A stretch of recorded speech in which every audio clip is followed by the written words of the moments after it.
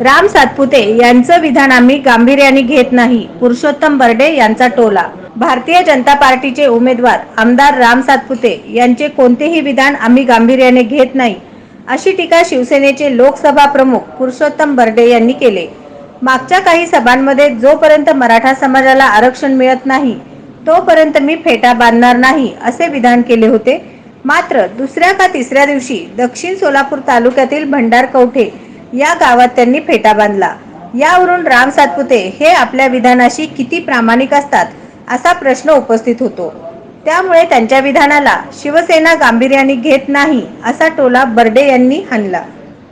आरक्षणाचा प्रश्न मिटल्याशिवाय मी फेटा बांधणार नाही असं राम सातपुतेंनी भर सभेत सांगितलं होतं।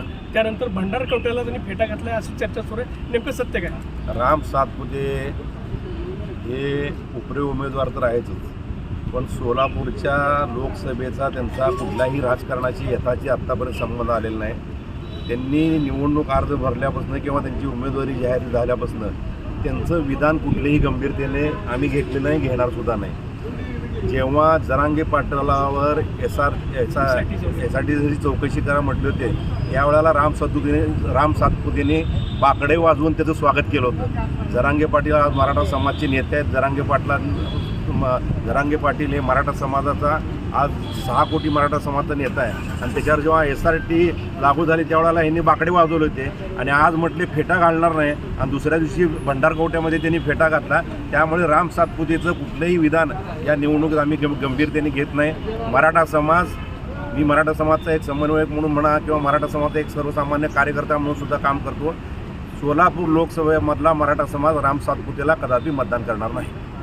म्हणून जरांगे पाटलांच्या फॅक्टरचा परिणाम होईल। जरांगे पाटलांनी सांगितलं, ज्यांनी लाठीमार केला, ज्यांनी आमच्या आई बहिणीचं रक्त रस्त्यावर सांडलेलं आहे, ज्यांनी वाशीमध्ये आम्हाला गुलाल उधळायला सांगितलं आणि तो लगेच नंतर बदल केला, सगळे सोयराचे शब्द काढला, ज्यांनी आपल्याला विरोध केलेला आहे, अशा लोकांना, तुम्हाला स्थानिक लोकांना तिथं माहीत आहे, त्यांना मतदान करू नका असं सांगितलं। त्यामुळे ती लोक मराठा समाजाच्या आरक्षणाला विरोध केलेले, त्यांच्यावर लाठीमार केलेली लोक कोण आहे तुम्हाला माहिती आहे, ती जाहीर करायची गरज नाही, मतपेटीद्वारे मराठा समाज दाखवून दिला। सोलापुरात राम सातपुते हे हिंदू कार्ड खेळायला लागले, तर हिंदुत्ववादी मेळावा घेतलेला आहे काल, सर्व हिंदूंना एकत्र करत आहेत, तर तुमचं काय प्रतिक्रिया? सोलापुरात मागं 10-12 वर्षापूर्वी जी दंगल झाली होती, त्या दंगलीत सगळ्या पुढाऱ्यांनी सांगितलं, त्यात भारतीय जनता पार्टीचे सुद्धा नेते होते की सोलापूर या दंगलीमुळं 10 वर्ष मागे गेले, 20 वर्ष मागे गेले आणि आज परत एकदा तुम्ही तशीच परिस्थिती 2 समाजात, वास्तविक पाहता निवडणुकीच्या काळात अशा गोष्टी कुठल्या करायच्या नसतात। सगळ्या धर्माची, सगळ्या समाजाची मतं आपल्याला चांगल्या कामाला मिळावीत म्हणून उमेदवारांनी मतं मागायची असते। यापेक्षा 2 धर्मात ध्रुवीकरण करून जो अशांततेचा खेळ राम सातपुते करत आहेत, हा दुर्दैव आहे।